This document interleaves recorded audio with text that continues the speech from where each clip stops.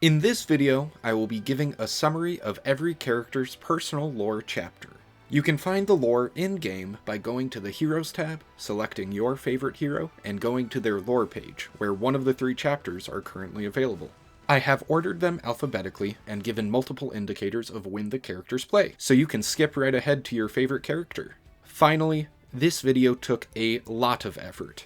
Usually, I would beg for subscriptions at the end of the video. But because this video is so long, I don't imagine most will watch all the way through in one sitting. So instead, I'm going to... You know what? I'll leave it to the end. Without further ado, here is every Marvel Rivals character lore. I hope you enjoy. Adam Warlock, a golden sail. We start with Adam at the very beginning of the time stream entanglement.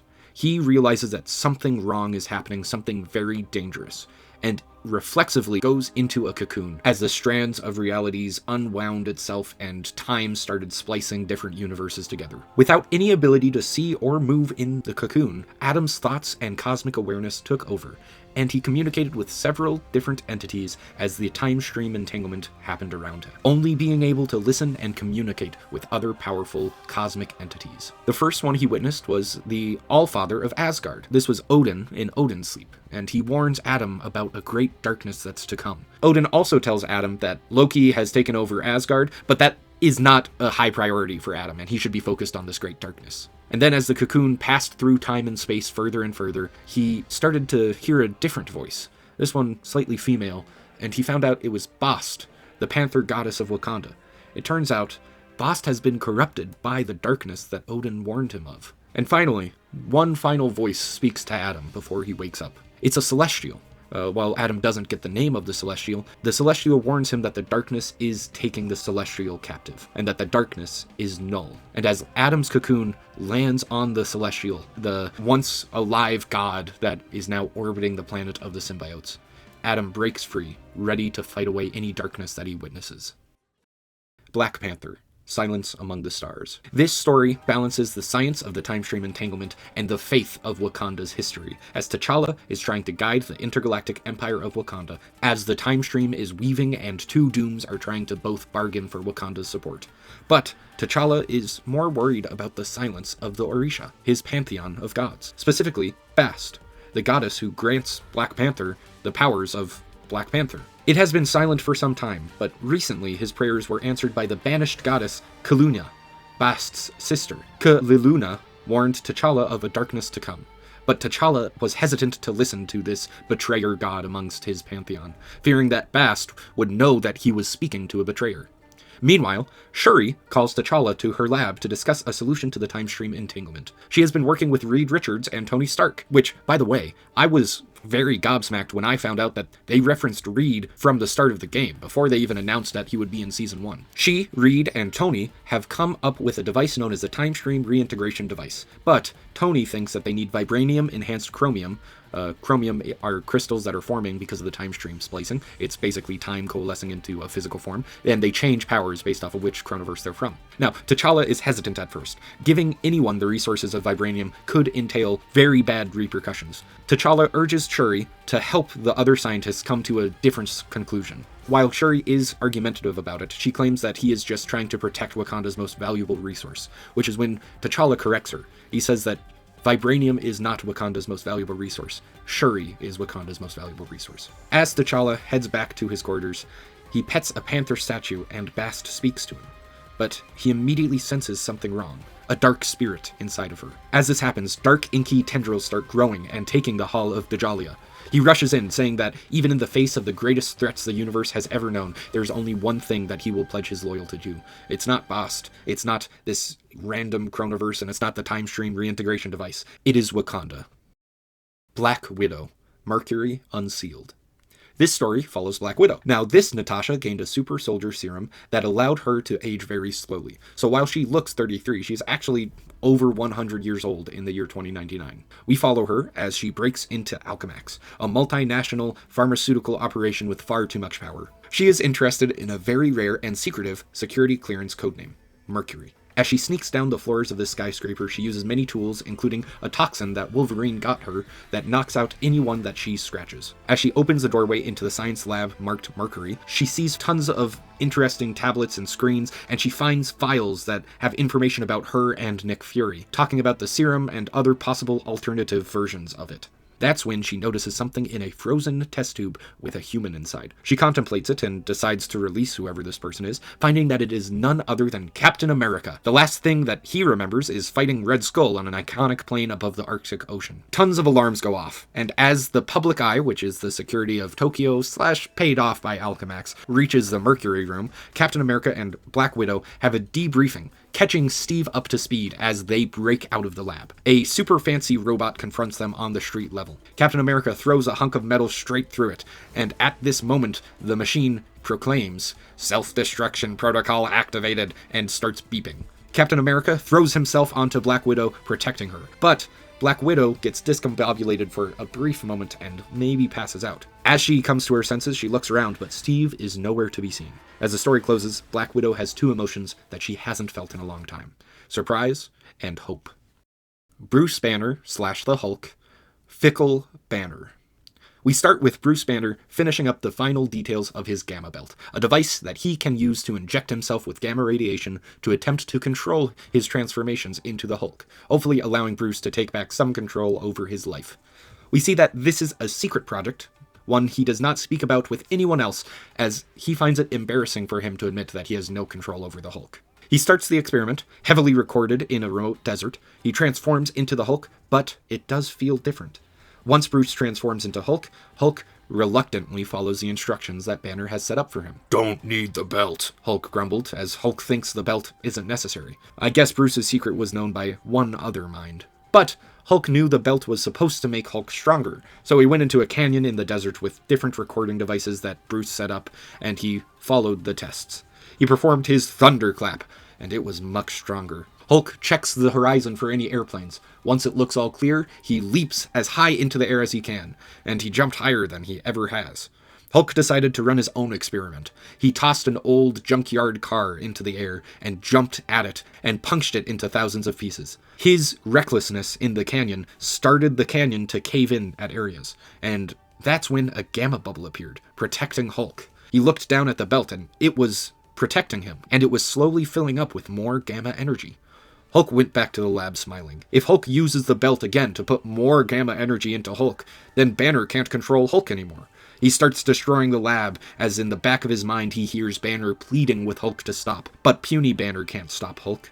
It's fun embarrassing him. As the lab starts to crumble more and more, Bruce felt himself regain control, and he sees his own pale hands. The belt around his waist was damaged, releasing the stored gamma energy from the Hulk's body and reverting Hulk back to Banner. Apparently, the forced transformation would revert if the belt was destroyed. Interesting, Bruce thought. It's time to get back to work. Captain America, Battlefield Surgery. Steve ponders the new space-filled world he now lives in. Why here? Why now? It's so different from his own. He is in a Wakandan space station talking to Clint Barton. Behind them lays Bucky Barnes in a medical bay. While Steve doesn't know Clint, Clint knows Steve, or at least another version of Steve. And while this may not be Steve's Bucky, it's the only Bucky he's seen since the war. And clearly this one has been through a lot. He has a metal arm, and is now known as the Winter Soldier. Clint asks Steve about the current mission he's on. Steve retells the story. He woke up in a medical facility, being brought back by a redhead with a Russian accent. Natasha? Clint says. Steve's confused on how Clint knows Black Widow, but he continues his story. After their incident on the streets of Tokyo, Steve knew that he would endanger Natasha's life, so he bolted away. He found a resistance member named Logan, also known as Wolverine, and he and Logan traveled back to Wakanda for safety, only to find it completely abandoned. There he saw a statue of Bashenga, the first Black Panther. Underneath it, there is a plaque which read, "Since the birth of this nation, our people have reached for the stars. At last we have found them." At this time, Logan took out some futuristic Kimoyo beads, and a portal opened. As Rogers stepped through, he met T'Challa and Shuri, welcoming him to Wakanda. T'Challa explained the time stream entanglement situation, and while they are trying to find a way to correct the time streams, T'Challa fears that darkness is coming, and so he asks Steve to go across time and space for allies that will help fend off the dark powers. As a gift, T'Challa gave Rogers a futuristic vibranium shield. He accepts the mission and the new tech shield and sets off, knowing the first person he would go to find is me, Clint says. While that isn't exactly true, I am glad to have found you, Steve replies. Steve? Bucky weakly says, now standing by the medical cart. Medical scientists, Clint and Steve all rush to Bucky's side. They talk for a moment, but then notice a red glow coming from a statue of Vast. They turn back to Bucky and see his eyes glowing the same color, and black tentacles start to reach out and attach to Bucky's metal arm. Steve and Clint fend off a now controlled Bucky as they lead him away from civilians. Clint escapes into a Wakandan spaceship and goes off for more help as Rogers faces off 1 versus 1 against his old pal. They know each other's fighting styles and perfectly react, block, and retaliate. Steve can do this all day, but Bucky might not survive the dark forces that have taken control of him. Soon, Clint returns and starts aiding the battle. He's not alone, though, as Shuri steps out. She explains to Cap that the metallic arm is made of many technologies. It's vibranium, nanotech, and unstable molecules from the time-stream entanglement. Is that good news or bad news? Steve says. Well, turns out it's both. All the tech are super compatible and flexible, allowing the darkness to easily infiltrate it. But the technology also remembers the previous components and expel new additions out if it could be hard reset. They'll just need a precise and small device to be added to a specific spot on the back of Bucky's shoulder. But Bucky won't stop fighting. He can't, so Steve distracts Bucky as Clint takes the device onto an arrow and waits for a perfect shot. Perfect. He releases the arrow, and the dark ichor retracts from the arm soon after. They take Bucky into a lab room for more experience, and Cap says to himself, I'm glad to be back. And this time he finally means it. Cloak and Dagger. A brief farewell. Cloak is seen dragging 3 vampires into the Dark Force dimension of his cloak, knowing that what goes into the Dark Force rarely comes out. He fights in New York City. The city is constantly in darkness as Dracula was causing eternal night. Although she was not in sight, Cloak could hear Dagger telling him he's taking it easy on the vampires. He pushes the aggression aside and remembers when this all started. Tyrone Johnson and Tandy Bowen were fighting criminals, bringing light and darkness to the crime of New York City, when they saw a bright light flash in the sky. Knowing that something was wrong, Dagger jumps into the Dark Force dimension and Cloak follows and guides them to safety. Cloak quickly exits the portal, but he doesn't see Dagger. Did she get lost in the Dark Force? He worries for her safety when he hears Tandy's voice clear as day. Cloak exerted his will to summon Dagger from the Dark Force, when suddenly, beams of light force burst out from him. He lets out an anguished scream and sees Dagger standing where he just was. But now, he was gone. The feeling was strange. It was as if he was looking at the world through Dagger's eyes. Baffled, Dagger sought the help of Reed Richards. Reed surmised that because the two traveled through the Dark Force dimension as the time stream entanglement hit their reality, the two of them had become entangled on a molecular level. Reed did many tests, but he had no way to split their entanglement, but he promised he would not give up. To make matters more confusing, Dagger, while normally being a more heroic figure that tries to save every life, was becoming more impatient and dark. Cloak saw the slow transition and felt guilty, as if being trapped in the Dark Force for prolonged periods of time was affecting her negatively, so he decided to act as she used to. One day, as Cloak was finishing up some vampires, he gets a message from Reed asking for their presence. He teleports through the Dark Force, but Dagger used her willpower to be the one who appeared on the other side. She discusses with Reed, and Reed explains that he can use a smaller version of the time stream reintegration device to possibly separate the two heroes. Now, Cloak is very hesitant. He communicates with Dagger through their mind that they shouldn't do this, but he's not in control right now. Sure thing, Dagger says. She lets Richard activate the machine, and to their surprise, the two are seen standing right next to each other, like they once did a very long time ago. They hug, Cloak hiding a bit of his annoyance. However, Richard seems confused. He explains that while they can both occupy the same plane, they are still entangled, and if Cloak were to enter the Dark Force, the two of them would combine back to one. Now, Dagger is not upset in the slightest. Just use your other abilities. Come on, get creative. But Cloak is annoyed that his main ability can't be used anymore. Now, at this moment, Reed says, I just got news from Ben that a ferry is being attacked by vampires. No sweat, we'll be there in... Cloak started to say before realizing that he can't teleport throughout the city anymore. Cloak and Dagger make their way to the city manually, and they discuss plans. They board the ship, knocking vampires off the vessel in style, and it feels good to fight alongside each other again. They make it to the control room. Through the door, they see vampires surrounding scared citizens. Cloak thinks it's a trap, but Dagger doesn't think they should worry and rushes in. The door slams shut before Cloak can enter, though, as he sees a vampire lock the door and grin. Dagger says that she's got this. Don't teleport in. But she starts to slowly become overpowered, and she starts to huddle with the civilians protecting them. Cloak can't watch his best friend die, and he teleports to the civilians, grabbing them and Dagger, and teleports all of them to Reed Richards' laboratory. He looks for Dagger, but he only hears her. "Don't worry, Ty. I'm still here whether I like it or not. I'd rather have you mad than dead. Then you get what you want. Thanks, I guess. I know the darkness has taken its toll on you, but I'm always going to be here to lead you through it, just like you guided me back to the light. That's what makes us a good team." "We're a lot more than that," Dagger says. Cloak wished he could look into Dagger's eyes and tell her how he felt, but right now, hearing her voice would be enough. He headed back into the night, ready to fend off darkness by himself, but never alone. Doctor Strange, an unexpected guest.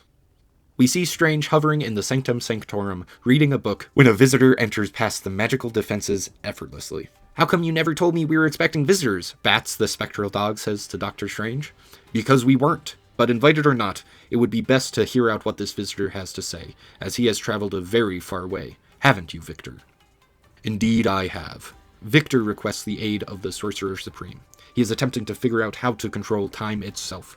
And while Victor attempts to entice Strange, Strange knows that the past should stay where it is. But he is curious how Victor intends to control it. Doom needs the Darkhold. It contains some of the few spells that he does not have access to. Curious in this, Strange asks which chthonic spell he is looking for. The vampiric verses. Doom believes that he could learn from Dracula's curse to figure out time itself. "An interesting approach, but one far too dangerous for me to allow. I'm sorry, Victor. The answer is no." "I was afraid you would say that, old friend, but I will have what I seek, even if I have to take it from you by force." A battle breaks out in the entryway of the Sanctorum, each sorcerer casting spells from various other Marvel heroes, like the Veil of Khonshu and the Claws of Bast. But one thing Victor did not expect is how strong Strange is in the Sanctum Sanctorum. Stephen ends up tangling Doom and trapping him with magical vines that are enchanted by both chaos magic and Asgardian energy. Trapped, Doom promises he will leave if Strange lets him go. "You're not gonna trust him, are you, Doc?" says Bats. "We may have different goals and opinions when it comes to sorcery, but he has always been a man of his word." As Doom leaves, he foretells Stephen of a greater darkness to come. Months later, as Strange looks across an already eternal night in New York City, a crack in the sky and time appears. The time stream entanglement. "What have you done, Victor?" Strange had a fraction of a second to respond, and he knew that his decision would determine not only his fate, but the fate of countless universes as well. Both as a surgeon and Sorcerer Supreme, Strange had faced countless life and death decisions, but never quite as important as this. Groot. Groot always have friends. Groot, Quill, and Rocket land on Clintar. While Quill and Rocket argue, Groot notices there are hundreds of ships in this ship graveyard. Not enjoying the dangerous metal, Groot explores towards the jungle. The plants, which are symbiotes, warn Groot that there is a danger and corruption everywhere, and they also don't trust Groot. Groot tries to teach them about peace, friendship, and trust, but these ideas are so foreign to these plants that they still cannot understand him. Then, suddenly, an explosion happens. The fire from the crash must have found some fuel from a different ship, as the fire was spreading towards Groot and the jungle. Groot, knowing the plants' fear of fire, and that they are immobile, he spreads his roots through the shipyard and caused dead roots and debris to cover the fire, stopping it from getting to the jungle. After witnessing this, the plants are a bit more understanding of trust, and they warn him that Groot's friend, Rocket, is in danger. Rocket went off exploring a building looking for extra scrap metal. Groot goes to the building and finds Rocket finding symbiotic creatures. Groot helps Rocket and explains that the plant helped him locate Rocket's location. Rocket says that Quill will be so upset that he found a way to fix the Milano before he did, and also asks Groot why he would ever trust a symbiotic plant, knowing that he taught a planet about friendship. Groot knew he didn't need to explain himself. Hawkeye, going south for the winter. Hawkeye flies on a Quinjet heading to Antarctica. One other person is on the jet, Agent 13, who is piloting it. She gives him intel on the mission. 3 days ago, Bucky Barnes was sent into a Hydra base to get some info on what's happening there. His communications went dark, and they need Hawkeye to get him out. After being debriefed, Hawkeye thinks back to his time with the Avengers. Then his time as Ronin, and how both the Avengers and Ronin have affected him. When he was Ronin, he almost let himself go too far a few times, nearly becoming a vigilante like Frank Castle, which is why he had to join back and have teammates to keep him in line. Agent 13 tells him about the Hydra base and how its location is based off of the gate between the world and the underworld in Greek mythology. Hawkeye gains his composure before being dropped into the Antarctic with nothing but his bow, arrows, sword, some general survival equipment, and just a semblance of the Hydra base layout. Hopefully he can find Bucky, and not the Winter Soldier. Hela, messenger of the Abyss. Hela is in her domain, Hell, when a tear across time erupts. She checks her realm and sees very little change, but she is sure that the outside dimensions have been changed. She peers into the outer world, looking through a viewing portal, and does in fact see a lot has changed. A new soul informs the Queen of Crenovium, and a man that used it to cause a time stream entanglement. A mortal can wield such power, she thought. The Crenovium must be powerful. She sends her crows to gather it from vast timelines and universes. As she ponders on how the various shards differ from each other, a new soul enters Hell. This one has black tendrils attached to it. She commands the creature and its symbiote to talk. She learns of a powerful entity named Null, and the symbiote threatens Hela's realm. Null wants a celestial soul, something Hela has kept secret to herself. She learns more information of Null. He needs a celestial to be freed. She opens a gateway from Hell to Clintar, and detaches the symbiote from Thrall, and commands the symbiote to leave. She showcases her power twice by doing this act. 1. Only that which she chooses to set free may leave her realm, and 2. She already knows where Null is from. Hela knows that Null has other plans to get at her and her realm, but she is not afraid. She already has her own plans to control every universe that has been brought together. She stares at the chromium that landed in Hell. Yield to me your secrets. Bring to me the future, as I already control the past. Invisible Woman, built to last. Susan Storm is in the Baxter Building, where the Fantastic Four has set up a makeshift base. While it should be 2 hours past sunrise, she is watching the non-moving moon above New York. Herbie arrives, offering Sue a nice cup of tea. She is stressed on how little time she has nowadays. She's always out helping civilians on the streets, and she barely has any time for her family. Herbie reassures Susan, telling her that Herbie has been taking care of the kids. This makes Sue upset a bit. Her kids need their mother, don't they? She tells Herbie they need her and that they don't need Herbie, and Herbie leaves a little upset. Sue goes looking for Herbie to make amends. She didn't mean to offend him, she's just stressed. She finds her husband, Reed Richards, who is currently working on Crenovium experiments for his new device. She cuts off his scientific talk and asks about Herbie. Reed then tells her that he also accidentally made Herbie upset earlier that day by not allowing him to go out with Friday, the AI system in Tony Stark's robots. At that time, they get a distress call a few blocks away. It's Herbie. He went after Friday in rebellion of the two. Reed offers to send Ben after his mission is complete, but Susan says that she can take care of it. Along the way, Susan sees some of Squirrel Girl's squirrels fighting some vampires. Luckily for her, Sue's invisibility is very handy, but someone noticed her. It's Bats, the ghostly dog of Doctor Strange. Sue talks to him, and Bats explains that little guys like him and like the squirrels and like Herbie are very capable individuals if given a chance, despite their small size. He also knows where Herbie is, and he tells her. So Sue goes out and follows Bats' directions, and she finds Herbie inspecting an Iron Man robot. This is the robot that Herbie made friends with. It went on its designated mission, but crashed into the central station. Herbie heard its distress signal and came to rescue the robot's data to make sure that his friendship is remembered. Sue helps protect Herbie from a bunch of vampires as Herbie downloads the data. It gets overwhelming, but some blast from the Iron Man suit, aimed by Herbie, helps out. And a squadron of Peni Parker's spider bots also came about to help because they also heard Friday's distress signal. Susan tells Herbie that little guys can help, and that she didn't mean to upset him. They can't afford to lose Herbie. Because I am a valuable tool that you cannot risk losing? Herbie asks. You're not valuable because you are a tool, Herbie. The reason we can't risk losing you is you are family. Tools can be replaced, but you cannot. The two of them, along with the aid of many small critters and creatures, return safely to the Baxter Building. Iron Fist. Fog over the Kunlun Mountains. Iron Fist is seen meditating at a shrine and remembers where he came from. His father was an archaeologist that gave him a prized sword. Lin Li, Iron Fist, discovered that it was the sword of Fu Xi, a divine weapon, and one day, in a fight, the sword shattered and Lin Li fell unconscious. He awoke in the presence of the ancient dragon Xiao Lao. Xiao Lao granted Lin Li his own chi, preserving his life and making him the immortal Iron Fist, one of many immortal weapons of the region. Eventually, the time stream entanglement happened, bringing the 7 capital cities together. Each immortal weapon from each city had disappeared, except for Lin Li. This is what he was meditating for. Answers to this question. However, the answers to this question did not come to him, at least not how he expected. He opened his eyes and saw a green mist near the Tree of Immortality. He was attacked, but Lin Li couldn't fight back as it was mist. The mist stole an apple from the tree and dashed away. Lin Li gave chase above the rooftops of Kunlun. They made it to a gateway into the Lands of Shadow, another ancient city, which is the prison for the other 7 cities. Here, Lin Li finally caught up and confronted the thief, and he recognized it as the Prince of Orphans, the immortal weapon from Zagambo. Maybe the Prince of Orphans could explain himself and shed some light on what's been going on. The Prince of Orphans stole the golden fruit for a young, sick girl named Lausa, but the apple was now brown. As once picked, the fruit of immortality quickly decays. Iron Fist said he could help. He used his chi to restore the magic to the fruit. The young girl ate some, and Lin Li decided to ally with the prince. And the prince decided to train Lin Li, as Iron Fist had not gotten enough training before the time stream entanglement.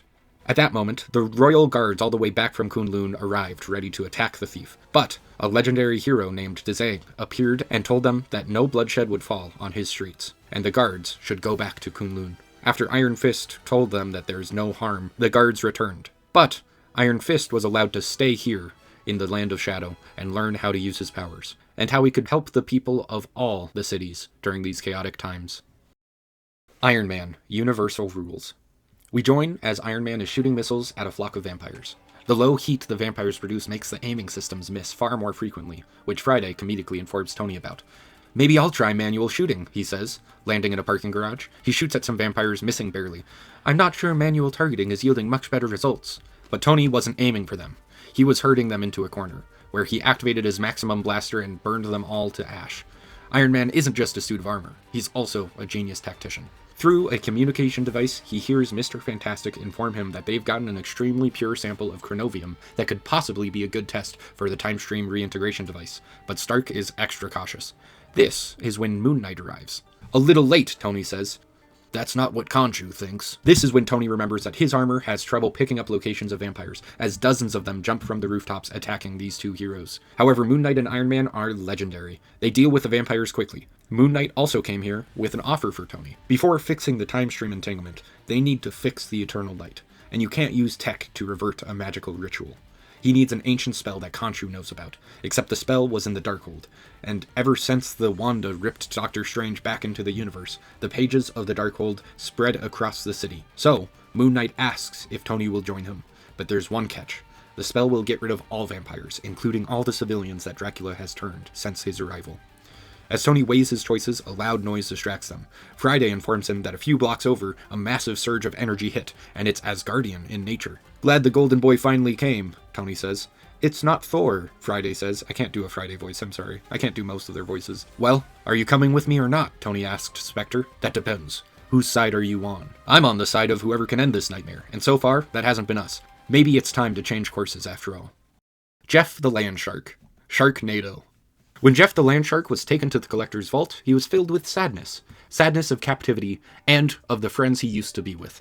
He remembered visiting a zoo with Kate Bishop, and now he finds himself in one. But there was someone that was calming him. His mind was being spoken to, and flushed with soothing energy. She called herself Mantis. If there's one thing Jeff loves more than devouring everything in his path, it's making new friends. So one day, when Mantis was taken away by the Collector, he was angry. He swam in circles, building up a whirlpool of speed, and used that energy to crash into the glass. But it didn't chip anything at all, except for his little teeth. Luckily, he felt the soothing energy of Mantis returned. And then he saw her. Even though he never saw her once, he knew that it was Mantis. And there's another woman with her, one with purple hair, and she looked stubbornly at Jeff. "Mrrr," Jeff growled, but Mantis said that the purple-haired girl is a friend who will help them escape. They break Jeff out and start running, but along the way, Jeff smells the most beautiful things. He deviates from the path and starts eating powerful relics. There's a tome glowing, some glass vials labeled Pym, a couple of fancy rocks. Jeff eats it all. Mantis and the purple-haired lady join in, but soon after them, guards arrive. Jeff leaps in front of Mantis to protect his friend, and he grows 10 times his size. Must have been something he ate, the purple-haired lady says. He chases off the guards. Mantis calls to him, but he has something that Jeff must do with his new size. He breaks open countless cages with his massive power before he shrinks back. He's a little sad he couldn't free everyone, but Mantis reassures him, telling Jeff that they must escape today to free everyone later. They find a ship that Mantis knows she can fly, and as they fly off, Jeff happily goes, "Mrrr." Loki, Destined Kingship. Loki is the first of Asgard to notice a new substance in Yggdrasil's branches. He used his magic to experiment on it and find its true power. Time. He peers into the future of Asgard to see the realm scattered in ruin, thrown in pieces. This can't be the future of Asgard, can it? Loki looks into many other futures, one brought to ruin by Surtur, one cold from the ever-flowing chalice being broken open, one drowned in ocean, ruled by dark elves, taken by a celestial. He looks upon countless versions of Asgard's fate until he finds one with a beautiful Asgard. And who is ruling over it but the mighty Loki himself? He has seen for himself that the only way Asgard survives is one where his true primacy is acknowledged. So he must make it so. The first step would be to cast his father into Odin's sleep, as he has done times and times before. To do that, he would most definitely need to send his brother off-world for a prolonged time. He'd need to make sure Heimdall does not see this as well. To pull this off, he'd need some allies, ones he could discard once no longer of value. Karnilla would of course be of use, easy to sway to his side, but it wouldn't be enough. Maybe her friend and Loki's sister Hela would do. He manifested into Hela's realm unannounced, something that he knows bothers her endlessly. Hela sends an escort to guide Loki to her throne. Once there, they squabble. Loki talks of family, and Hela calls him out, saying, "You see, Loki, of all master plotters you are the easiest to predict, because all of your plots are ultimately about one thing." Loki does not verbally agree with this statement, but Hela changes the topic to the new magic she smells on Loki. Loki proudly displays the Chronovium-infused sap from Yggdrasil. Hela recognizes it after some explanation and displays her Chronovium. Hela says she will join her brother's plan to rule Asgard, if he helps her with her own plot. Of course, Loki says, intending that to be a lie, but even the all-powerful Loki knows that anything that you mean to be a lie might eventually become a truth. Luna Snow. Guests from the Deep Sea. Luna is performing her 5th song on Jeju Island, and the crowd is loving it. As she sings one of the last lines of the song, the audience gets louder than ever before. A piece of equipment topples over from the rumbling the crowd is causing. Luna smiles at the tech crew to see what it was. They seem to have it under control. Moments later, Luna realizes that the rumbling isn't from her fans. It's from the ocean. A tsunami is coming for the island. Luna has barely any time to react, so she takes that time to jump into action, rushing to the shoreline. A dark shadow can be seen in the waves. Is this a forced tsunami? How big is the creature causing it? Luna reaches into her soul and uses her cryokinetic energy to create dark ice in the tsunami, raising it and freezing it. It starts to crack, but now the wave has lost its momentum and it reflows back into the ocean. The creature emerges from the water, a giant octopus-like creature known as Monstro, and it's angry. But Luna sees a large gash in its side. That's why the creature is upset. She approaches the creature, but it lashes out violently. She dodges and calmly acknowledges the wound. She starts to use her ice powers to knit a stitching over the wound and starts to heal it. The warm energy as the ice melts soothes the creature. It takes a lot of focus from Luna Snow, as the wound is very massive. Once finished, her fans cheer loudly as Monstro returns to the ocean. "Surface dweller, so-called Luna Snow." She heard a voice. Beside her, hovering slightly above, was Namor, the ruler of the sea. "Your Majesty? Welcome to Jeju Island," Luna says. "You need not welcome me to what I'm about to possess," responds Namor. Luna tells him that Namor probably won't be able to take the island, for her fans cheering her on in the distance indicates that she is the current ruler of Jeju Island. Her mic is still on, so her fans can still hear her. "Careful, human. I came to give thanks. While I admire your courage, if you give me any more disrespect, I promise your song will be cut short." Every word Namor speaks has a tone of distaste. Namor warns Luna that he will soon take over the surface world, and that Jeju Island will be first. But Luna displays her power, or star power, that she wields. Namor doesn't lash back against it this time, showing that he finds her display threatening in some way. Immediately after her defensive threat, Luna puts on a smile and offers Namor to join her in a song, which he refuses. As he leaves into the sea, and Luna restarts her concert, she wonders how much longer music can keep the surface world together. Magik. Limbo Border. Magik returns to the plane of Limbo. She just came from a harrowing battlefield. A long war has been going on, but now she's back, where she is the queen and the most powerful being within Limbo. But soon, there will be 2 others that join her. As she ponders the war that she has been fighting, a portal opens, and the Sorceress Supreme, Scarlet Witch, steps out to speak with Magik Rasputin. They have a tense conversation. Wanda explains that there is a larger war going on, and that she is assembling powerful allies. Magik argues her own war is equally important, but Wanda rebuttals and says that hers is bigger, because only Steven could show her this war. Doctor Strange, Magik thought? He was her mentor long ago, and he taught her that large conflicts often are distractions from bigger pictures. Wanda explains that the soul magic that Magik possesses could be the key to the larger fight. As with so many souls being in conflict around the time stream entanglement, her powers might be intensified. But Magik's war is very important to her peace on Limbo. Illyana raises her sword towards Wanda and transforms into the Dark Child, showing that her power is the same, and she is serious about her own battles. "Put down the sword, darlin'," a gruff voice says from the sidelines. It's none other than Logan, the Wolverine. The demons of Limbo clearly had respect for Wolverine, much like they do for Magik. Wolverine got word that a powerful mutant opened a portal with uncontrolled powers and ended up in Limbo. He followed, but got lost. He is in Limbo to retrieve this child and bring her to Krakoa, a safe haven for mutants. Despite the 3 separate reasons for being in Limbo and the previous argument that Wanda and Magik had, the 3 of them all shared one quality: true heroism. They put their strife aside and started to look for the child. They tracked the child to a cave encapsulated in unknown magic, preventing entry. Wanda sent a hex to dispel it, but sadly a cave-in happened. Magik used her soul magic to allow teleportation within stepping discs, and a child emerged and ran to Logan. Logan then planted a seed into the ground, and rapid growth emerged, creating a doorway to Krakoa. He asked Illyana if she wanted to join him, in safety, to form a plan. She hesitantly agrees with one term. Wanda joins. There, they can all discuss a solution to the widespread problem. After all, Wanda was looking for a team, wasn't she?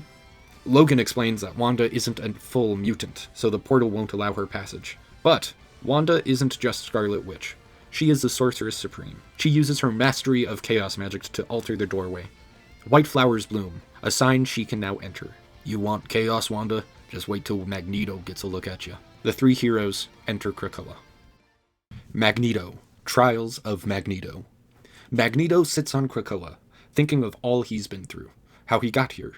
The time stream entanglement was going to destroy his Krakoa. Luckily, Aurora, Storm, used her mutant abilities to guide their home through the thunder and chaos and landed it in the future. Storm saved them, and now that they are in the future, they will build Krakoa into the safe haven it has always been destined to be. Storm and Magneto are discussing this when Logan, a mutant child, and Magik join in. They discuss the future of mutants and prepare Magneto for the next hero to join, Wanda, his daughter. She steps forward calmly and removes his helmet. If anyone else ever tried to do that, something horrible would happen. But she raises it from his head and gives a kiss on his cheek. How can you be here?" The man who could form adamantium into any shape was having trouble forming these words. Wanda starts to answer, but then realizes the truth to that question. He wasn't asking how she got there, which was through the portal. He was asking how she could be here. His Wanda must have died long ago. She says it must be hard to see her after what he's been through. "Quite the opposite. To see your face, to hear your voice, to know that somewhere in the vast multiverse a version of you has thrived, is perhaps the least difficult thing I could ever conceive. It is all that any father ever wants." Well, Wanda hasn't exactly been thriving. She's been struggling and in a lot of pain, holding her own universe together. Now she sees that she isn't the only person doing that. "The only chance we have of winning our wars and keeping our universes intact is by fighting together." Speaking of fighting, Wolverine is late to help Natasha. Magneto nearly chastised Wolverine for squabbling with human conflict. But his daughter made a good point. Maybe in order to save mutants, the bigger picture needs to be addressed. To persuade Magneto into helping them fix the time stream entanglement, Wanda forms a variation on the helmet that Charles Xavier uses to locate mutants. Once Magneto dons the helmet, he sees thousands of mutants across time and space, each yearning to defy fate and find their place in this ever-shifting reality. "There is much work to be done. You have given mutants a gift this day, Wanda. Your efforts will not be forgotten." "I'm going to hold you to that," she says, "and when the time comes, the army that you gather may very well be the one that tips balance in our favor. Then let this be a call to all mutants across time and space. The gates of Krakoa are open to them. In the words of a dear old friend, to me, my X-Men." Mantis. Mantis's fled. Mantis is in the Collector's Vault, wondering how she got there. While she can hear the voices of everyone around her, there are 2 that stand out: Psy and Jeff. Jeff fills her with optimism, and Psy fills her with revenge and the anger needed to escape. One day, months into the enclosure, her cage is wheeled out to an arena. There, Mantis hears the Collector announce that there are hundreds of useless mantises in his collection from various timelines. To dispose of them, they make it into an entertaining show. 2 Mantises enter, 1 leaves. A battle to the death. Mantis connects her mind with the other Mantis across from her, ready to calm her down, but the other Mantis is tired, defeated already. That Mantis has already fought and killed too many Mantises. That Mantis talks about a way to let Mantis escape through the astral plane. Together, the 2 Mantises can use their powers to send one of them into the astral plane so that they can't be seen. Mantis cautiously agrees, and the 2 of them send Mantis' soul into the astral plane, leaving her body behind. Mantis travels through the Collector's vault and finds a group of trees. She uses her powers to communicate to the trees and asks them to form her a body. The trees rustle, indicating they'll help. They form a body for Mantis, and as her soul enters the body, she remembers her old one. She's sad and happy that she has a new body. She rushes to Psy's cage, putting a guard to sleep as she gets there. She opens up the cage. Psy wants to rush to the ships to escape, but Mantis convinces her that they need one more friend. They find Jeff's cage. A land shark? She's seen normal sharks on Earth before, but never a shark with legs. They release him and head for the exit. She tells the others that she can fly certain ships. They find one that she knows how to fly, and as they leave the Collector's vault, she remembers what the other Mantis asked of her. Come back here and pay the Collector a little visit. Mr. Fantastic. Reality check. Mr. Fantastic has been working with Shuri from another universe. He asked to have a communications call with her. When she calls him, Mr. Fantastic hears this. When the Fantastic Four calls, Wakanda will answer, Shuri says. The 2 scientists discuss tons of events. Some we have heard about, but some we haven't yet discovered. Here is a list of the topics they cover. Chronovium is changing. As the time stream shifts the universes around, the powers of the Chronovium have been growing and changing as well. In the Wakanda Chronoverse, which Shuri explains that Chronoverse is the title for the different universe pieces that are being formed together, the Vibranium is being enhanced by Chronovium. In the Eternal Night Chronoverse, the vampiric blood is affecting its state. Reed wants to start cataloging the different Chronoverses and what their Chronovium can do. Hopefully it will lead to more discoveries in fixing the time stream. Shuri explains that Captain America arrived onto the Wakandan galactic ship and that he brought much intel. First, he's from the 2099 Chronoverse. At the mention of 2099 Chronoverse, Reed explains that Spider-Man met a variant of himself, named Spider-Zero, from that universe. She asked Peter to help reform the Web of Life and Destiny. Captain Rogers also brought Hawkeye and the Winter Soldier from the Eternal Night Chronoverse to Wakanda Galactic Chronoverse. Additionally, Shuri retells how they sent the Guardians of the Galaxy to solve the darkness that was spreading in the Wakandan Chronoverse, but communications dropped a few days ago. Finally, Shuri was told about Wolverine and how he is from a Krakoan island that is building an army of mutants. Reed Richards explains that his Krakoa disappeared when the time stream happened. Perhaps that's where Krakoa went, into the future. They talk about how even the gods are not safe from the darkness in Wakandan timeline. Reed explains that the Asgardian world tree from his timeline merged with the Golden Realm to create Yggsgard, and Loki was already trying to take it for himself. No surprise there, Shuri says. Reed also tells Shuri that Doctor Strange from his Chronoverse returned from a trip to the astral plane. Steven reports that there is another Chronoverse where all the gods are endlessly fighting. After reporting all that info, they have found 4 Chronoverses so far, and as the time stream shifts even further, the timelines will have to become more dependent on each other to survive, and they can't afford to lose each other now. Shuri says that that's why they sent T'Challa to the Eternal Night Chronoverse. T'Challa came here? When? Reed exclaimed. Shuri says she was confident in her time and space teleportation coordinates. Reed promises that they will find T'Challa and make sure that he's safe.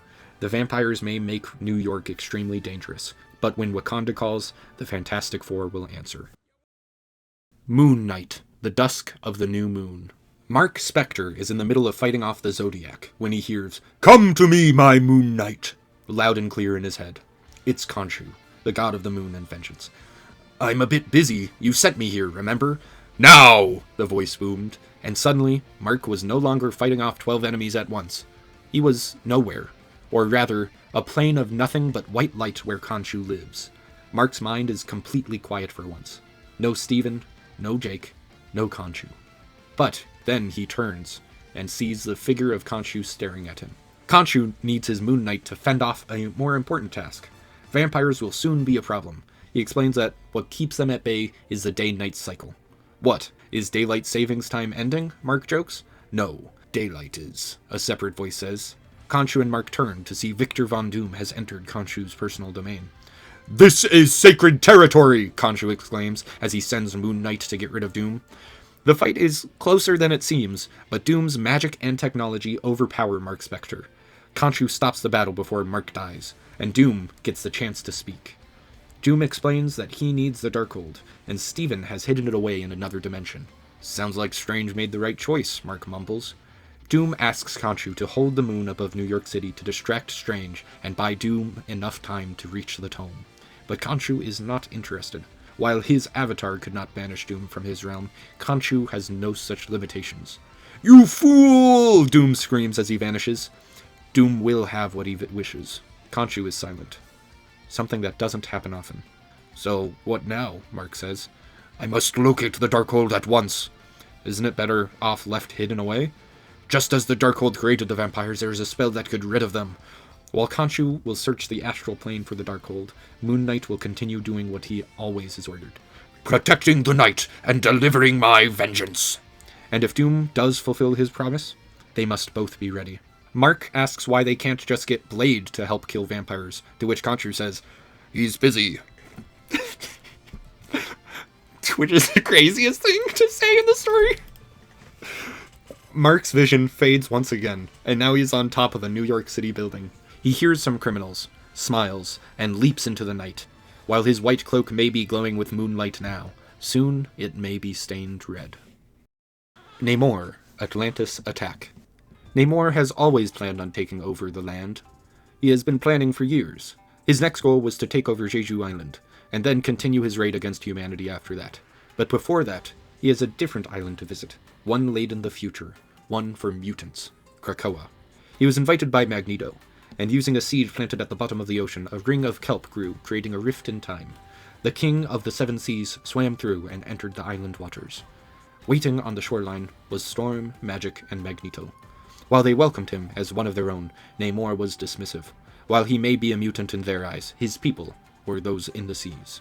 Magneto tells Namor, "You are something more, something superior." "I have been telling people that for decades," Namor laughs. "If only they had listened." Magneto can see the passion and anger in Namor's eyes. Magneto shudders and warns him not to attack the overworld. But Namor is not having it. He mocks Charles Xavier's vision for peace between two species, and his mockery makes Storm angry. Magneto quickly interjects and distracts the two. "We have built a proud mutant nation here in Krakoa, and while humanity can be thorns in our sides, we have found mutually beneficial relationships." "For now," Namor says. He turns to leave, but Magneto says one last thing. "We respect your plight, Namor, and we will not stand idly by while your people are endangered. You are one of us, and mutants take care of their own. But be wary. I have witnessed genocide firsthand, and I will not allow it to be perpetrated again, not even against humans. In Krakoa, we have a simple rule. Murder no man. You would be wise to heed it." Namor locks eyes with Magneto. A tense glare from both sides. Namor dives into the water and swims home. Namor had always been many things. Cautious was not one of them. "Gather our fiercest warriors," Namor calls out. "Today we bring humanity to its knees. Today we take Jeju Island in the name of Talokan. Tomorrow, if needed, we will take Krakoa." Peni Parker, Tokyo by Night. Peni Parker is seen in her spider bot on the Web of Destiny. She thinks about her father and his, or now her, lab. It's better to think about happy things, though. The Chronovium is very weird. Everything is weird. Now that the time stream entanglement has caused a fuss, Doombots have been attacking the Web of Life and Destiny, and now she, along with Spider-Zero and the Master Weaver, have been defending and repairing it. She sees a Doombot. The Master Weaver and Spider-Zero barely ever fight those things off. They never notice. Why is that? Anyway, Peni and Spider-Bot destroy the bot limb from limb on the Web of Destiny. It's a bit messy, but job's done.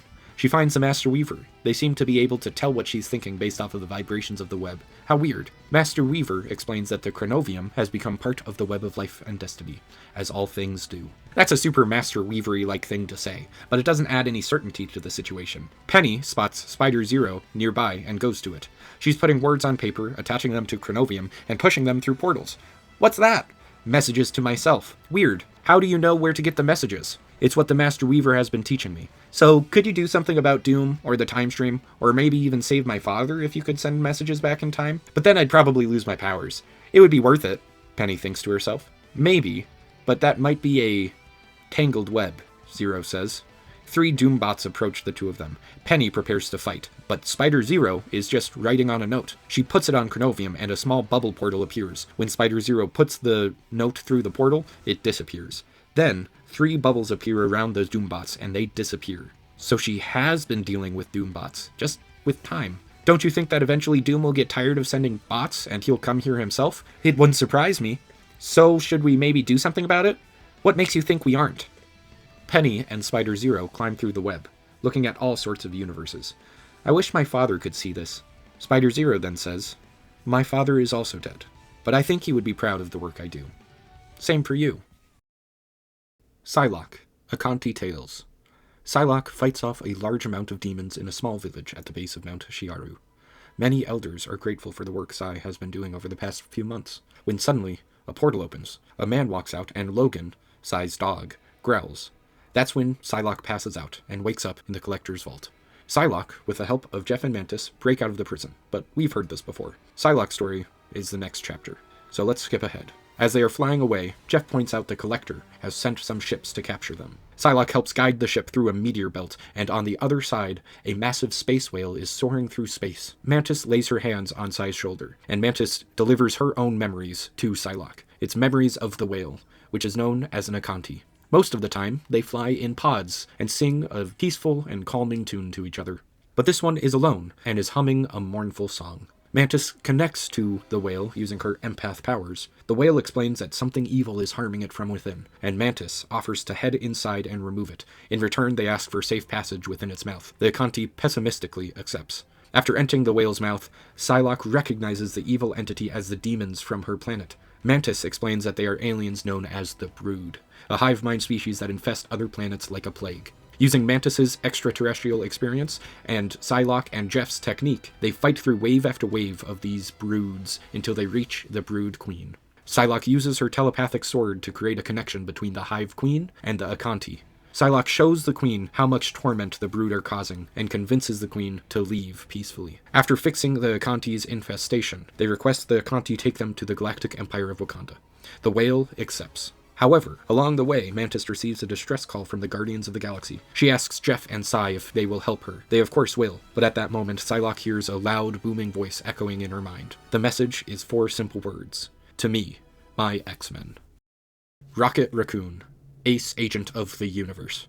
Rocket, Quill, and Groot crash land on Clintar, and Rocket goes to find spare parts to fix what was most definitely Quill's mistake. He searches around in the crash yard of broken ships, and eventually decides that he won't find useful parts here. It's all broken rubbish from different planets. As he's walking back to the Milano, he notices some shadows rush toward him. They're the symbiotes that T'Challa warned them about. He starts running away and gunning them through the forest. While he isn't thrilled about it, he sees a weird, monumental-sized building and decides to take shelter in there. Using gravity grenades to delay the enemies, he escapes inside. Inside, he needs to scavenge quickly. Metal and other devices that will help repair the Milano, and also weapons and guns to defend himself from the symbiotes. He quickly starts scavenging, and Rocket keeps his ears peaked up and his senses active to stay alert, which pays off, as symbiotes were already inside the building. Rocket avoids blasts from self-defense turrets that remained from other visitors. He takes the turrets and other scavenged technologies from various cultures and crafts a weapon. It combines energy shields, turrets, explosives, and other tech to hunker down and blast all symbiotes that attack. As he blasts through wave after wave of symbiotes, he just has to hope that Quill and Groot are on their way to rescue him. Scarlet Witch, voice from beyond. Wanda Maximoff, from the War of the Gods Chronoverse, is this universe's Sorceress Supreme. She is meditating at the slopes of Wundagore Mountain. She does this very frequently. Her chaos magic is holding her universe together. But today, she hears a voice call to her. Skeptical at first, she allows the conversation. She realizes it's a version of Stephen Strange from another Chronoverse. He is calling out for aid. While it's suspicious that Dr. Strange, another Sorcerer Supreme, would need her help, she listens. He has been stuck in the astral plane for some time now, and he has been trying to contact other versions of powerful Supremes to find a way to get himself to his original body. Normally, this task would be easy for him, but the time stream entanglement and various versions of himself that it's causing is making this process difficult. She offers her assistance if he would help her in her efforts to hold her universe together. Surely he would keep his word and assist her in return, and if not, she would have to unleash some chaos to get what she wants. Spider-Man. Unfriendly neighborhood. Peter Parker finds himself in the eternal night of New York City with 2 thoughts in his head simultaneously. 1. Why won't Reed Richards and Tony Stark let him help with the time stream reintegration device? Instead, they demand he web up vampires in the streets. He could be totally useful with the device. And 2. He hasn't had the chance to visit Aunt May in a while. He used to visit every Wednesday, but then Dracula came, and vampires became a priority. As he sits with his thoughts, a small paper flies out of thin air. It's a message from Spider Zero, telling him the Master Weaver and the Web of Life and Destiny needs him, and that they'll be in touch soon. Moments later, a portal opens, and there's a woman. I'm guessing you're Spider Zero. Do you happen to have a real person name? We need you, Peter. She ignored his question. The Web of Life and Destiny needs you. Peter thinks about this. I don't know. I belong here. Spider Zero says, Spider-Man belongs everywhere. Come with me, and I'll show you. And she reaches a hand, half stepping through the portal. Peter looks into the portal and sees a strand of spiderweb connecting into 1,000 others, and connecting different universes and chronoverses alike. And below the web lies a skyline of neon buildings. Maybe it was his spidey sense, but something told him he needed to stay in New York. Perhaps if he stepped through the portal, it would be difficult to return, but he just couldn't leave his home when it's in such danger. He told Spider Zero that if they needed him in the future he would help, but he just can't leave his home when it's in this state. She accepts his notion and left. The web kinda looked like how Tony explained the multiverse would be. Who knew it was actually string theory? There you are. No more sitting here and moping how you miss Aunt May's wheat cakes, Pete. Peter's friend, Johnny Storm, arrived. They've saved the day countless times, even before Dracula took New York. Johnny had a mission for them. They just finished one a few hours ago, but apparently that's old news now. Blade finally showed up. Blade? The vampire hunter is here to help at last? They met up with him at Central Park. Blade is taking on numerous vampires head-on as they arrive. You just gonna stand there staring, boys? Blade says, slicing vampires up into bits. Peter and Johnny both join in and take out dozens and dozens of vampires, fighting alongside Blade. Once the fighting ends, was that it? Spider-Man said, regretting the words as soon as they came out. Calm before the storm, Blade said knowingly. Indeed, a sinister voice responded. Dracula. He rarely leaves his castle, but the pale king of the undead is here for one thing. Blade. Spider-Man knew that the Eternal Night would end eventually, but if Dracula could somehow learn how to daywalk like Blade can, the world would fall to blood-sucking vampires no matter what. The three heroes face off against Dracula. They set fire to his cape. They combine powers of flames, webs, and swords to trick him, but Dracula is so strong. He pulls a counterattack on Peter, raising him up by the neck, the air in his lungs depleting as he is held up by the sharp claws of Dracula. Nearly blacking out, Peter can only watch as Dracula turns into a bat the size of a dragon and fends off Blade and Johnny Storm. Dracula overpowers them, and he is seen carrying Blade away from Central Park. Then finally, Peter's vision fades to black as he passes out. Maybe he should have gone through that portal, he thinks. Squirrel Girl. Bushwhack.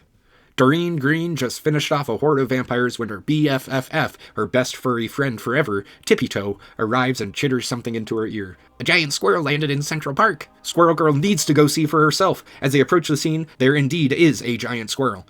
Excuse me, ma'am. You look like you could use a friend, Doreen says. I am so far from home, yet the scent of this realm seems familiar. Tell me, where have I fallen, child? You're on Earth. New York City, to be exact. Hold on. Did you just talk? Doreen can speak to squirrels, but they usually chitter-chatter. This squirrel was speaking English. The squirrel introduces herself as Ratatasker, the squirrel from Yggdrasil, the world tree of Asgard. But she was sent falling. Doreen Green steps in and says, By Loki? Yeah, that figures. But it wasn't. Turns out, Victor Von Doom and Dracula paired up to send Ratatasker falling. Doreen and Ratatasker figured they wanted to get rid of the horn on Ratatasker's head, for it is a branch of the World Tree, which could be used to kill Dracula and his vampires, or anything else that is immortal for that matter. They probably will come after her, but Doreen will not let them take Ratatasker, for she protects all critters of any realm. Right on cue, a wave of vampires attack. Squirrel Girl's squirrels fend them off easily, but then twice as many vampires come. They are fending them off slowly but surely, when suddenly a vampire with fashion sense comes out. He's wearing a black suit with blood-red cape and gold trimming. Whatever, he should fall easily. Stand aside, child. Ratatasker is under my protection now, buddy. No harm will come to her. I wouldn't dream of it. I have bigger plans for her. So swears Dracula. Dracula? It can't be! It is, Dracula says with a grin. They start fighting, but the vampires that surround Dracula are elite compared to the other vampires they've fought so far. In a selfless act, Squirrel Girl sends her army to protect her guests from the stars, but that's when Dracula sends his minions directly after Doreen. Tippy, call in reinforcements! Countless park creatures emerge. Rats, frogs, squirrels, ravens, and crows. Squirrel Girl didn't know Tippy spoke to birds. Ratatoskr explains that those aren't birds from Earth. Those are Loki's crows and Hela's ravens. They must be looking for Ratatoskr as well. But Dracula isn't just a blood-sucking vampire. He is the king of vampires. He pulls a reversal, and all the squirrels and other creatures stop dead still. They turn with blood-red eyes towards Doreen. They forgot Dracula can control animals. Doreen is paralyzed. Not because of anything that Dracula did. She's just frozen in fear. Her best friends are going to turn on them? No! Please! Looks like you've got a rodent problem, kid. Blasts of energy beams come down from the sky and wake up all the squirrels from the trance as Iron Man flies in, with Moon Knight soaring down right after. They came to rescue Squirrel Girl in the nick of time. I'm so glad you're here! We need to defend this Asgardian squirrel! I really thought it was all over! It is. We're getting you out of here now, Iron Man said. Not without Ratatoskr! Yeah, about that, Moon Knight joined in. I don't see a giant squirrel. No Dracula either. And they say I'm the crazy one. Dracula, with his extreme speed, used the squirrels as a diversion to take Ratatoskr while Doreen was stunned with fear. As Iron Man took Squirrel Girl away from the park, the only squirrel that hopped onto the flying rescue was Tippy. Doreen looked down at all of her little friends. They had to fend for themselves for a while. Apparently, Iron Man and Moon Knight have a plan. But for the first time in a while, Squirrel Girl was not feeling optimistic. Star-Lord. Quantum Slingshot. After Rocket caused the crash landing on the Milano onto Clintar, Peter Quill expertly landed the craft into a space graveyard, where it would be super easy to find spare parts. Rocket and Groot left to find parts and talk to trees, I guess, leaving Star-Lord to defend the Milano. He shot off dozens of symbiotes as they tried to attack the ship. They were controlling life forms from many different planets. Some life forms even Quill didn't recognize. But he kept scavenging and eventually heard the warning beacon from the Milano go off. He rushed inside to see a symbiote coming from the lower cabin. He blasted both energy guns at it, but a tentacle wrapped around Quill's leg. What the flark? He blasted the symbiote until it stopped moving. A little while later, a massive fire started somewhere else in the shipyard. The symbiotes stopped attacking the Milano and went after this distraction. Man, it's hard being a leader, Quill thought.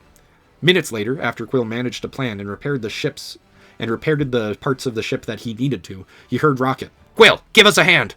He sees Rocket and Groot carrying lots of scrap parts and goes to help. What's this garbage? It's not garbage, you flarkin' dolt. We fought 100 million monsters and it's gonna get us out of here.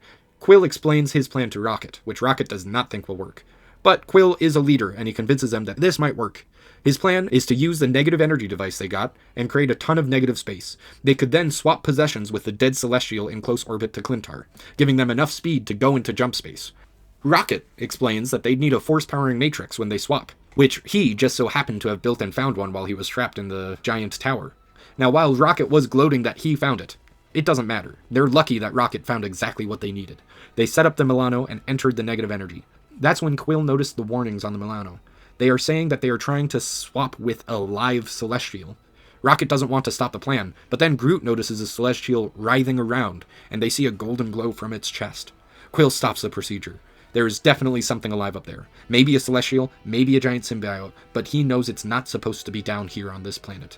They can manage to fix the other parts of the Milano over time. It'll just take a while. Convincing others to join your plan and then convincing the others to stop your plan is a sign of a great leader. Storm. Dreamy Dew. Very few mutants served on both Arakko and Krakoa. Storm was one of them.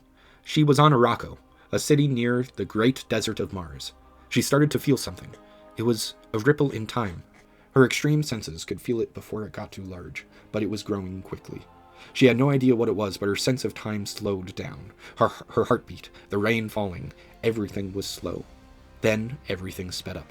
Millions of bugs flying in the air, trees sprouting to 200 feet tall, falling over and evaporating back into the soil. She was seeing things super quickly. There weren't actually a million bugs. There were just bugs from all time in front of her. Arakko and Krakoa both appeared before her, and they started to merge. The towers on each of them lined up. Then she heard psychic screaming from both cities. Krakoa stood on Arakko, 1 foot in each world, witnessing the wind flying past her as the cities were warring with each other to determine which one would exist. Storm realized what she could do. This was a storm across all of time, and if it's a storm, she can control it. Controlling the weather came naturally to her since she was a kid, but this would take focus, and all of time was trying to distract her. She had to push all distractions out. The time storm was forcing the two islands together and creating a new reality around them. She realized the currents of time flowed in a pattern, and she followed it. Space-time flowed through Aurora's eyes, and a million timelines were in front of her, but she could not look at them. The storm was trying to stop her from doing that. The lives of everyone on Krakoa and Arakko were at stake, and only she could guide them. She avoided the tremulous paths that had violent winds and went down the smoother ones instead. Gradually, she channeled the time storm, separating the two islands, when two questions entered her mind. Who had caused this? And how were separate realities overlapping and destroying each other? She would need to seek out answers later. Right now, she had to place her homes into reality. As she did, she felt crystals rain from the time storm, powerful shards. But what did they do? That's when she noticed that she was standing on Krakoa. How? What just happened? She was just standing on Mars a minute ago, now she's on Earth. And where, or better yet, when did she set down the island? She had to go inform Xavier about what she's experienced. Magneto, too. While the goals of both men were similar to her beliefs, she aligned with Xavier a little more. That's when she sees mutants stepping from the forests, scared, confused, upset. No matter where they came from, Krakoa or Arakko, Earth or Mars, past or present or future, they all looked to Storm for guidance, and she would not let them down. The Punisher. Initiation Ceremony. Johnny Tower enters an old warehouse, where he set up a deal with the Yashido crew, a mafia-like organization that sells illegal weapons. The Yashida boss shows Tower tons of 2099 tech, EMP grenades, vibro knives, plasma cannons. "I'll take the lot of it," Tower said to Shiro Yashida, the leader of the corporation. "You can't afford it all," he replied. "Didn't say I would pay for him, I said I would take him." Shiro takes out a sword, a family heirloom once belonging to the mutant Silver Samurai. While Shiro did not have any powers himself, he was a trained swordsman. "How do you Americans say, 'Oh yes, over my dead body'?" Johnny Tower reached into his long black overcoat and pulled out a now century-old pistol. "Deal," and he shot Shiro square in the head once. Immediately, Tower was bombarded with tons of bullets from the other crew members, and after a few seconds, he simply stands up again, revealing the white skull that's on his chest. A symbol once worn by Frank Castle, the vigilante known as the Punisher, put fear in all criminals. He died long ago. Now, Johnny Tower carries the legacy. He was about to kill all these corporate goons one by one. "That's enough," a woman's voice was heard from the rafters. "Let them go." "Not a chance, doll." "Don't call me doll." The woman paused. "Frank." "What did you call me?" He was caught off guard by the woman using his real name. Nobody had called him that in decades, because everyone thought he was dead. He squinted up to the rafters and knew exactly who she was. "What's the matter, Castle?" the red-haired woman said with a smirk. "You look like you've seen a ghost." Natasha Romanov. Both of them are around 140 years old now. Each had gotten an off-brand super soldier serum. Black Widow got it from Nick Fury. Frank got it from someplace a little less pristine. As they talk, she explains that she is now above him on Alchemax's most wanted list. She found what they were hiding. Steve Rogers. Captain America? He's the reason Frank joined the army a long time ago. If the Punisher could get starstruck, it would be because of the Star and Stripes. Suddenly, the public eye police force was upon them. Natasha urges Frank to not kill, only neutralize. To Romanov's surprise, he abides, for now. But Frank is smart. He knows the public eye couldn't track the greatest spy in the century. He grabs her wrist and sees a tracker that she deliberately held. "I needed to know if you could be trusted," Natasha said. Frank tosses a metal disc into the center of the room. Natasha assumes it's an explosion, but Frank leaps towards it and lands as it assembles itself into a turret. "Frank," she says, yelling at him not to kill. "I set it to stun, I think." After the battle, she checks the pulse of a policeman, and he indeed set it to stun. They discuss their plans. "Got any leads to where Captain America went off to?" "Just one," she said, looking up at the starry sky, "and I've got a feeling you're not gonna believe it." Thor, Gone with the Thunder. Thor sat alone in the Tower of Solitude, a tower that did not allow any noise to come from it. Boom! This prevented magic to be cast, to keep powerful creatures like himself stuck inside. Boom!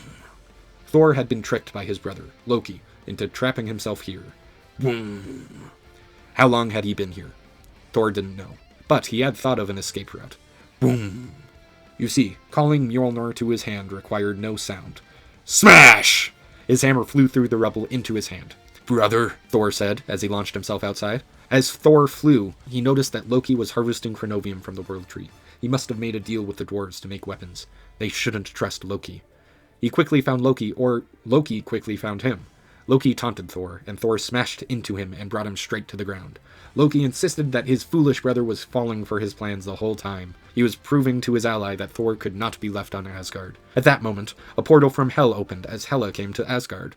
Of course, Loki would commit treason again, handing Asgard over to Hela, Thor thought. Hela accused Loki of underestimating Thor, but Loki explained how he accounted for every move. An army of Hell came to fight Thor. He is mighty, so he fought. While the Endless Army could be destroyed eventually, the crows of Hela's creation kept reforming after they died. To make matters worse, all of Asgard's defenses were off-world, helping the other realms in their time stream entanglement troubles. Thor grew tired, but he would die a glorious death defending Asgard. Just as Thor was losing hope of victory, "I tire of this game," Hela declared, and her army stopped fighting. She didn't care if Thor died. She doesn't want him to make it to Valhalla anyway. She and Loki just needed him off-world. As she sent him through a new portal, Thor locked eyes with Loki, silently telling him, "I will find you and stop this charade, brother." Thor crashed into a desert with devastating impacts. He was in a desert on Midgard, Earth, but not the Earth he recognized. At this time, a small creature in the distance was coming straight towards him. As it approached, he recognized it as his once ally, Hulk. But this Hulk was different. Glowing gamma energy encapsulated a much larger form, and a technical belt of some kind was passed into him. They fought hard, but Thor quickly targeted the belt. The release of gamma energy launched both Hulk and Thor backwards. Thor got up first and readied himself, but Banner was in place of the Hulk. "Oh, Thor! Thor, do you know how long we've been looking for you?"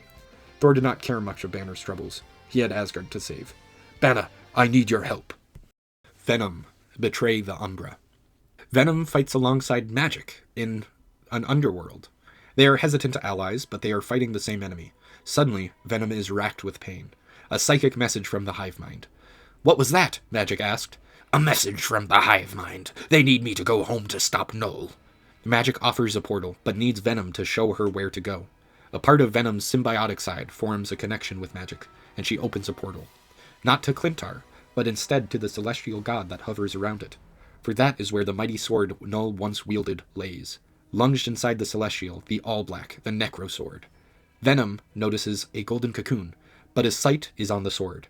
As he pulls it out, the celestial witch he stands upon shivers in pain. Before he can fully pull out the Necrosword, a force launches him off the celestial towards Clintar. Is this Venom's legacy? Does it end in a crater on his own home world?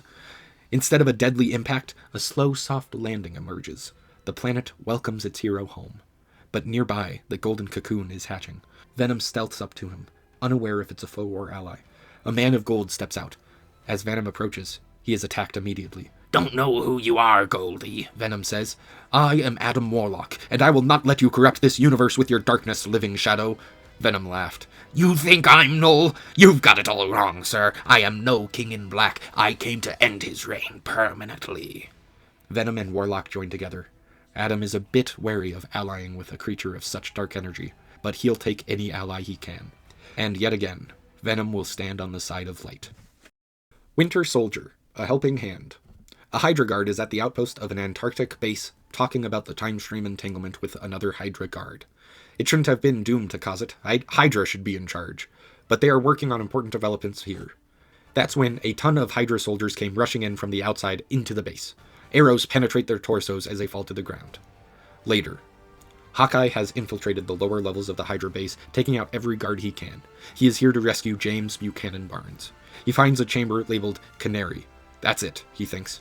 As he enters, he sees a glass chamber with a humanoid inside. He starts meddling with the controls when, from the corner of his eye, he spots a shadow move. He unsheathes his sword in one swift movement and turns, but no one is there. As he almost finishes putting the blade away, he gets attacked by a 7-foot-tall super soldier hybrid with weird twisting flesh arms.